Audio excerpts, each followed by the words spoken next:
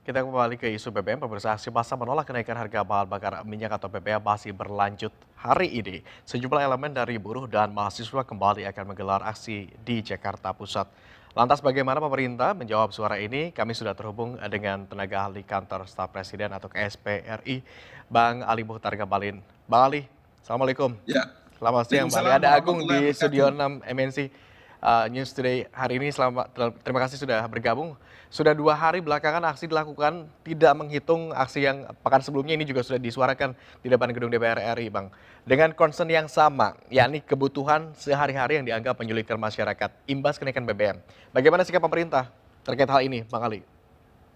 Iya, bagi pemerintah tentu saja bahwa kalau demonstrasi itu digelar, mereka harus bisa berkoordinasi dengan aparat keamanan dengan baik dan diharapkan agar tidak terjadi kerusakan di mana-mana. Tidak boleh emosi, tidak boleh marah-marah, tapi menyampaikan pendapat di ruang publik itu kan dijamin oleh konstitusi. Ada undang-undangnya. Kenapa perlu pemberitahuan kepada kepolisian negara agar polisi lebih siap, kemudian mengawal jalannya demonstrasi. Saya dari beberapa kesempatan yang lalu sudah mengatakan bahwa kalau kita paham dan mengerti tentang kenapa pemerintah harus melakukan penyesuaian harga BBM hari ini, maka saya memang mengusulkan kepada banyak kawan dan sahabat dan teman-teman agar sebaiknya yang paling terpenting itu adalah sekarang ada satuan-satuan tugas yang disiapkan oleh masing-masing organisasi dan kelompok, kemudian bersama-sama dengan pemerintah dalam rangka mengawal distribusi bantuan-bantuan sosial agar supaya bansos itu benar-benar bisa sampai atau tepat sasaran. Tapi kalau apa yang dilakukan oleh teman-teman seperti hari ini, sungguh-sungguh dalam rangka melaksanakan ketentuan undang-undang dan amanah Undang-Undang Dasar 1945, maka pemerintah harus melakukan langkah-langkah ini dalam rangka menyelamatkan kepentingan rakyat yang lebih besar dengan kepentingan negara. Jadi saya kira is okay, demonstrasi silakan digelar. Saya sedang ada di Istana Negara dan kalau memungkinkan untuk harus berdialog dan berbincang-bincang, monggo. Dengan senang hati kami akan mempersiapkan diri untuk itu. Dalam hal ini pemerintah artinya membuka diri begitu jika ada elemen masyarakat yang ingin Pasti, duduk bersama pasti, begitu dan berdialog secara langsung. pasti, Tadi pasti. Bang Ali Anda menyampaikan bahwa yang diharapkan adalah ayo kita duduk bersama, kemudian kita salurkan BLT ini supaya tepat sasaran. Tapi bicara terkait apa yang diinstruksikan oleh Presiden sebetulnya, apakah memang menaikkan harga BBM ini menjadi pilihan opsi yang boleh dibilang paling handal begitu untuk menyelamatkan, tadi Anda bilang menyelamatkan keperluan negara dan juga Iya, keselamatan rakyat kan secara. berkali-kali Bapak Presiden sudah menyampaikan. Berkali-kali Presiden telah menyampaikan, berkali-kali Bapak Presiden juga mengatakan bahwa coba dihitung ulang, dikalkulasi dengan baik, supaya keputusan yang diambil ini adalah keputusan yang terbaik untuk bisa kita sampaikan kepada masyarakat.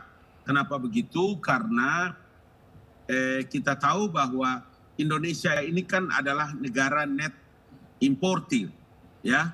Jadi kalau kondisi perkembangan dunia, minyak dunia seperti hari ini, kemudian Indonesia tidak ikut serta dalam pengertian bagaimana penyesuaian harga BBM itu maka negara, pemerintah harus mengalokasikan anggaran pendapatan belanja negara yang 3 kali lipat besarnya.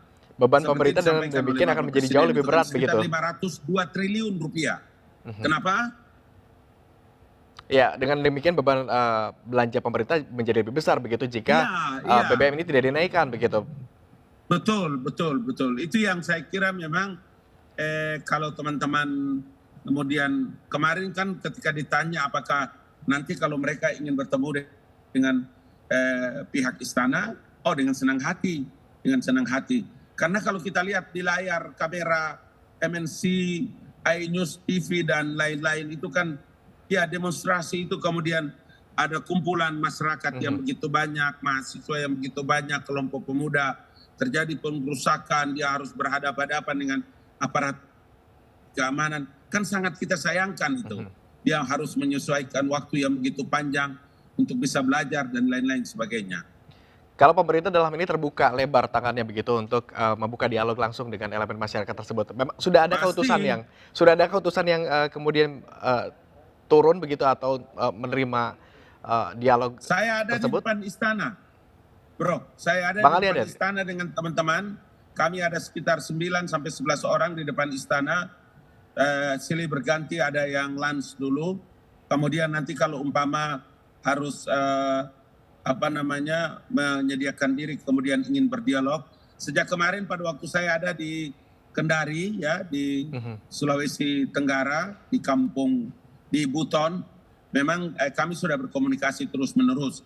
Sekarang dan kemarin kami sudah ada di Jakarta dan saya kira kalau ini harus bisa berdialog, kemudian mereka ingin bicara dengan pihak pemerintah, dengan istana, dengan kantor staf presiden, monggo biar kita Siap, diskusi, begitu ya, kita Bang Ali. bicarakan baik-baik, kemudian kita saling memberikan informasi. Kalau mungkin teman-teman membutuhkan informasi yang lebih detail, kami dari kantor staf presiden dengan sangat siap akan bisa menyampaikan apa-apa yang mereka butuhkan. Karena ini penting.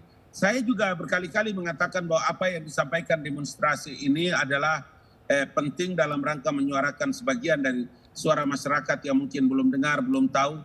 Mari kita diskusikan. Tapi kalau sampai pada tingkat kemudian saya dengar kemarin itu ada vlog yang menyebutkan bahwa kalau tidak bisa menurunkan BBM, kemudian presidennya yang diturunkan, ini tidak saja ngawur, tapi galil adab, ya, ada akhlak yang moral berperadaban rendah.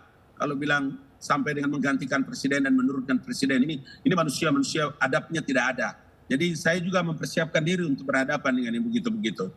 Baik, Bang Ali, tadi Anda juga sempat menyinggung masalah BLT yang kemudian ini menjadi salah satu solusi untuk setidaknya mengurangi beban masyarakat akibat ditingkatkan atau dinaikkannya harga BBM. Tapi salah satu yang dikritik oleh sebagian besar pengamat adalah justru mekanisme pemberian BLT yang baik informasi maupun edukasinya juga ternyata belum menyeluruh.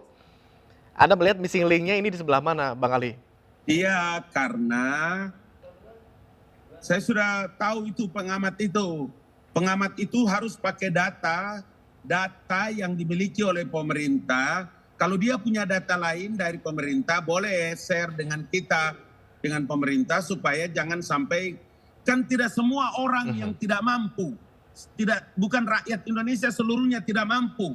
Ada persentase berapa persen yang tidak mampu, yang rentan, itu yang dengan data itu dipakai oleh pemerintah sehingga distribusinya tidak semuanya.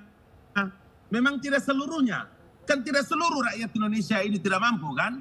Buktinya umpama ada yang bisa Pertamax, ada yang tidak perlu dengan BBM subsidi, ada dengan lain-lain sebagainya. Makanya kenapa tadi saya katakan bahwa kenapa kita tidak berpikir untuk bersama-sama berpikir untuk kepentingan bangsa dan negara, kemudian baik kelompok mahasiswa atau kelompok mana saja, kita membuat satuan-satuan tugas, nanti saya fasilitasi.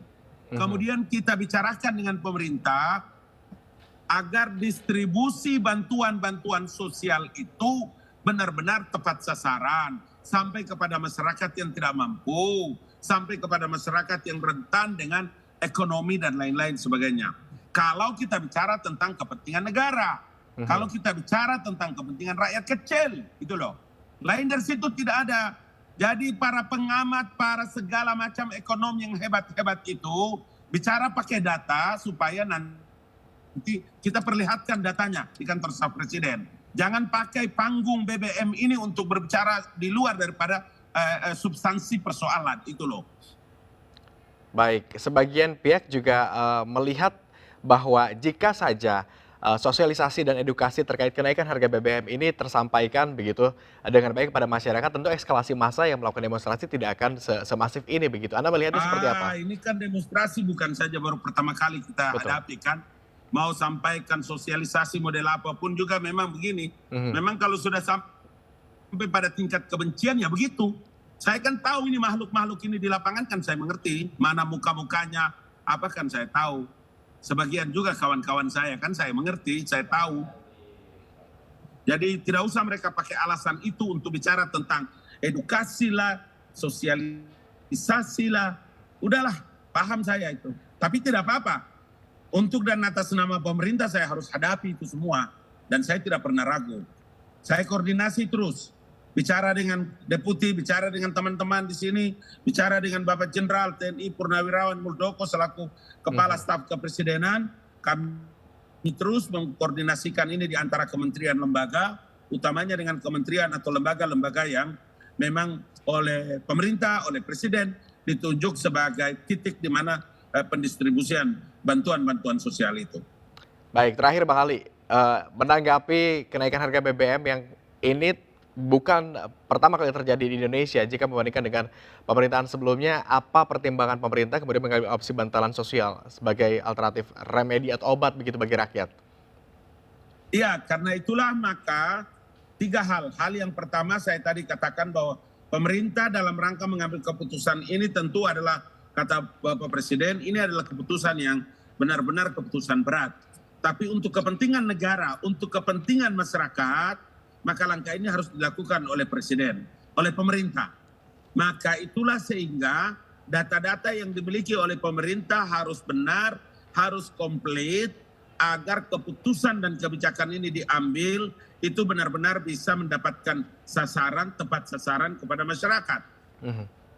Bantuan-bantuan sosial yang disiapkan ini tidak ada lain dan tidak ada bukan adalah untuk kepentingan masyarakat yang rentan dengan masalah ekonomi kesehariannya. Kan tidak semua, sekali lagi tidak semua masyarakat itu rentan dengan masalah ekonomi.